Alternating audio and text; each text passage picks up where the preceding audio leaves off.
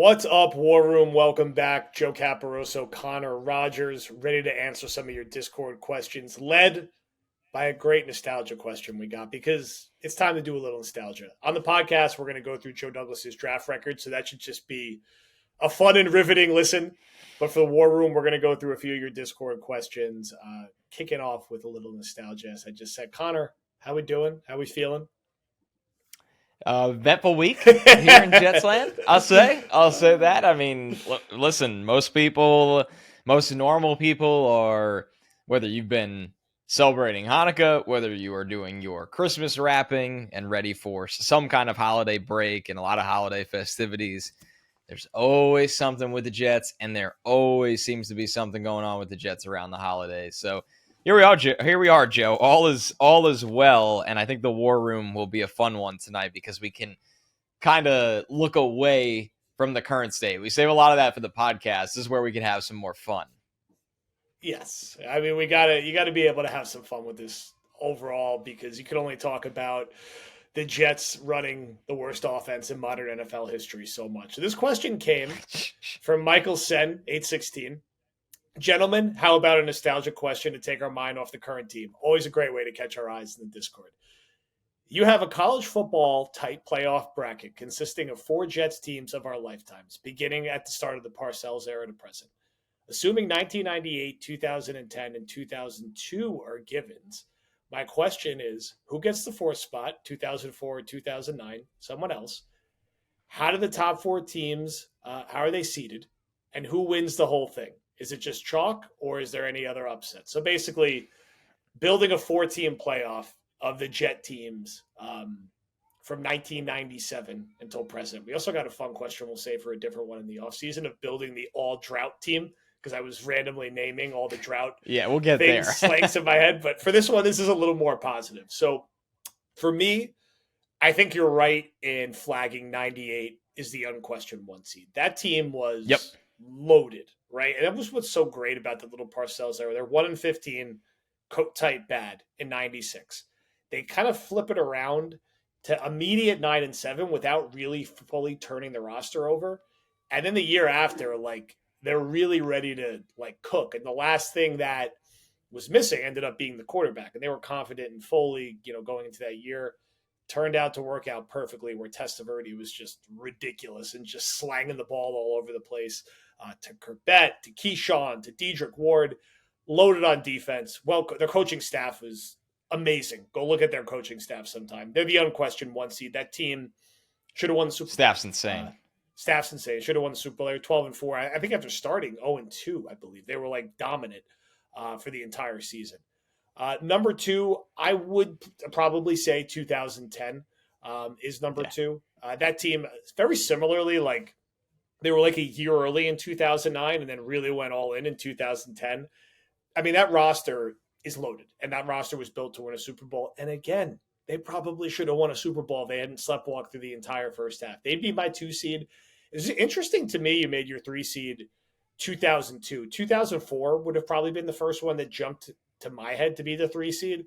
2002, they were very good, right? They started slow. That was the year they transitioned to Pennington. They got super hot with him. They win the division. They dominate the Colts in the first round, and then it all ends thanks to the Raiders. It's not crazy. I mean, that team after the slow start was awesome. And Pennington, that was like pre-injury where he was truly ridiculous. Right. 2004 was a slightly diminished version of Pennington, but they were able to run the hell out of the ball on a different level that year and had a good defense and started 5-0 and were kind of good end to end. So I think those are your 4 teams, although really you can make a very fair case that not even 2009 would be in there, but 2015 would be in there. Because 2009, like they had 2 fun playoff wins, but they kind of stunk that year. Like they started 3-0, and then they were like 6-6 or whatever, 6-8 the rest of the way, and they got kind of 2 gimmies to end the season. Like that was actually like not that good of a team. They just got very hot at the right time in the playoffs. 2015. So this team, we talked about this team so many times, it's going to make my brain break, but it's just so frustrating because they go 10-6 and they miss the playoffs. If you think about the games they lost that year, the two 22-17 losses to the Bills. That was the name of that tight end, like Kellen Davis, where he like pirouetted in the end zone. They should have won that game. They lost to TJ Yates, I think, to the Texans randomly at one point. Like they were a few That's plays a away weird one. from being like 13-3 and being a 1 seed. Like they were not that far away from that. That team was loaded, so loaded that they made Ryan Fitzpatrick look like a Pro Bowl quarterback.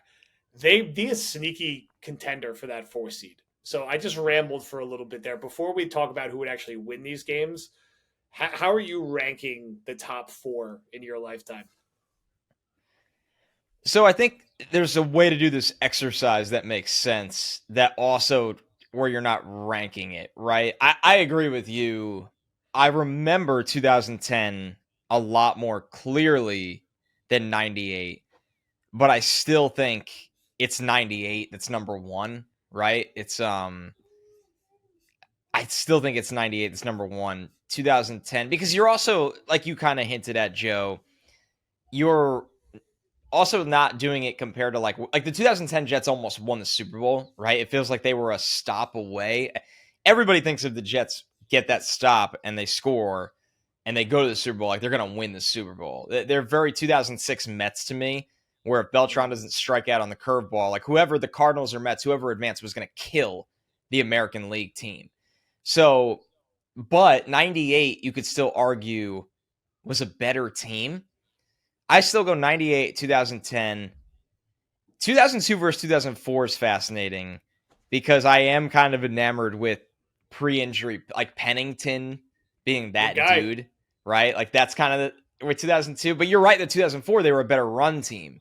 So put whatever team you want in there as the three.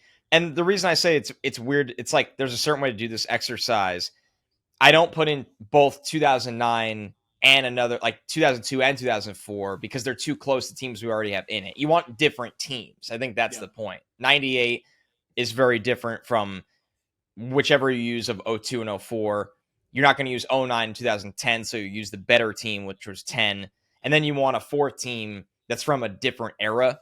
And football moves so fast with roster turnover that 4 years later, it's like, oh, this is a totally different team.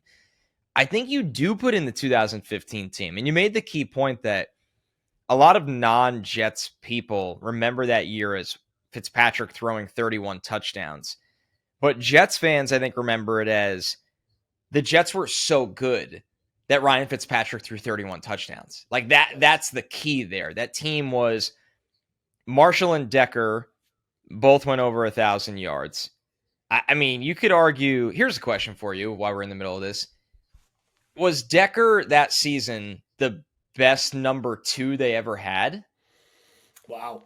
I think I got to look up the stats to Corbett in like the years he was with Keyshawn, but I think statistically, right, without question. I mean, Decker was a monster that season. He was also like sneaky good the year before too, even on a bad team. Right. Like he had a productive stretch.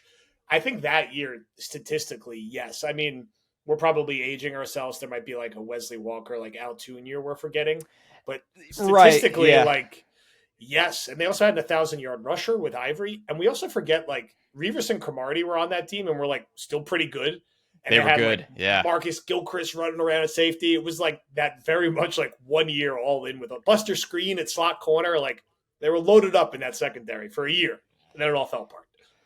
It all fell apart, but you still had the tail end of careers here, like David Harris and the offensive line, some pieces from that. So I think you put in 15 because that was a good team, an underrated offensive line in 2015.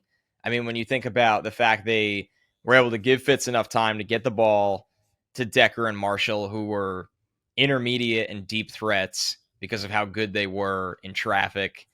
Ivory, like you said, underrated 1,000-yard season.